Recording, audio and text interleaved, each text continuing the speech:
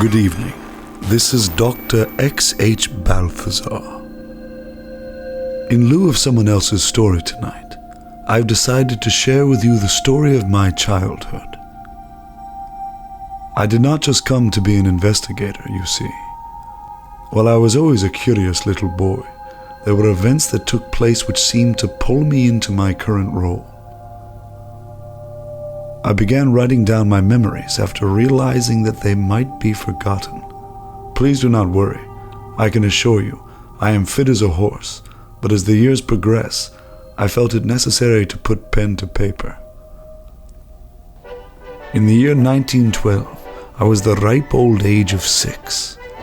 We lived in a suburb of Boston, in a place which was one of the first settlements when the Pilgrims came from Britain. It was a beautiful town, right along the coast. My father was the town physician, while my mother taught history at the local school.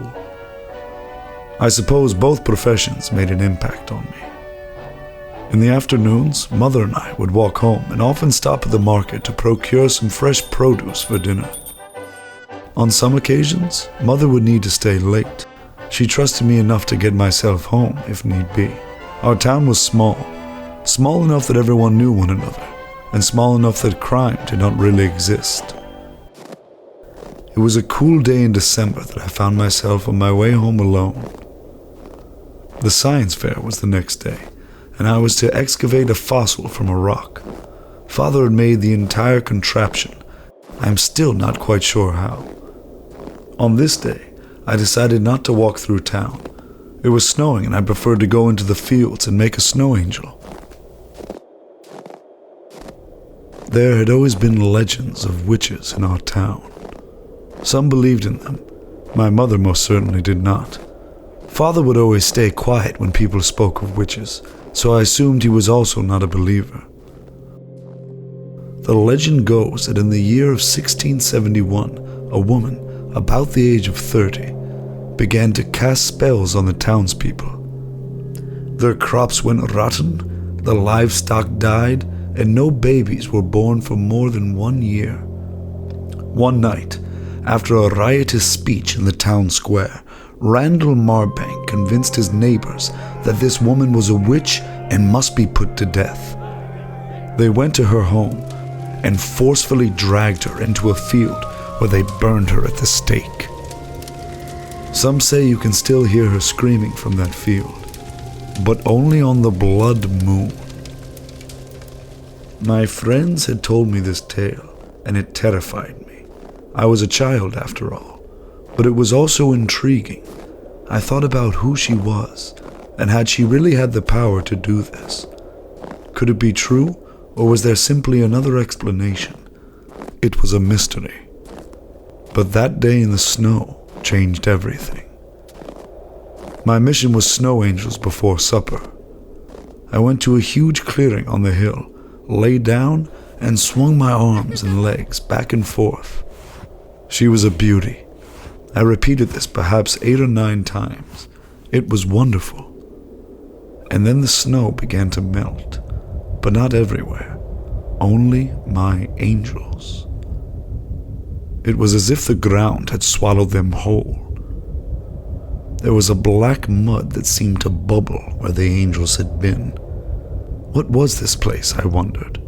I watched them disappear, then as fast as I could, I ran towards home. It was at the end of town. I passed our neighbors, 1, 2, 3, then another house, one I had not noticed before. A woman stood in the doorway. She was watching the snow, just as I had been. "Where are you running to, little one?" I stopped, frozen. She had eyes like I had never seen, green, like emeralds, so piercing. I felt she could see into the depths of my soul. "Home?" I told her. "It's quite cold out. I've just made some biscuits. Would you like one?" I'm not sure my mother would like that. "I know your mother, Geraldine. She's the history teacher. Quite a lovely woman your mother is." Thank you, ma'am. "Come in. Have a biscuit. Then be on your way." Okay. The decor was odd. It was old and sparse. No cushions, just wooden chairs with a wooden table, and a bed made of hay in the corner. There was no stove, only a fire with a large pot hung over it. It seemed to me that this was what they called a cauldron in the ghost stories of old. She put a biscuit on a plate for me and set it down on the table. Come, warm yourself by the fire and take a little bite. The biscuit looked lovely, fluffy and warm. They were my favorite. But something deep within me told me not to take a bite. She watched me too closely. My heart was racing. Those eyes. I really shouldn't spoil my supper. Might I take it for later? Mother's making beef. I can eat it with that. But you mustn't waste it while it's fresh and still warm. I really must go. And with that, I ran out the door. She followed me, but I was fast. I ran down the street fast as I could. Then it lifted. I wasn't afraid anymore, and when I turned back, the house was not warm and lit, but gone altogether. A vacant lot with a single stone in the center, 1671 inscribed on it. It marked the place where the witch's house stood. It couldn't be, I thought. I was there. I saw her. I was in the house. And when I looked down at my hand, the biscuit was no longer a biscuit, but a lump of black and gray mold. I dropped it and ran home. Mother was in the kitchen cooking.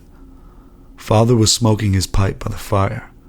He smiled at me, and I ran to him. When I told him what had happened, it was as if he had known all along.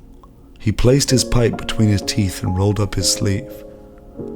There on his forearm was a burn. I had seen it before. He had always said it was from a cooking accident when he was young, but it was not. Although he said I was not yet ready for the truth of how the scar really came to be, this was the day my father taught me the convenience of lying and deception, but only ever used to protect those more vulnerable than yourself.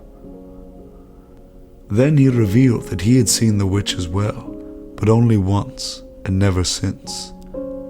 He went on to tell me though he may be a doctor, he was also an investigator of the uncanny, something not even my mother knew about, and he would teach me everything I wanted to know, as soon as I could prove myself capable, and there were many steps until then, which I shall tell you about another night.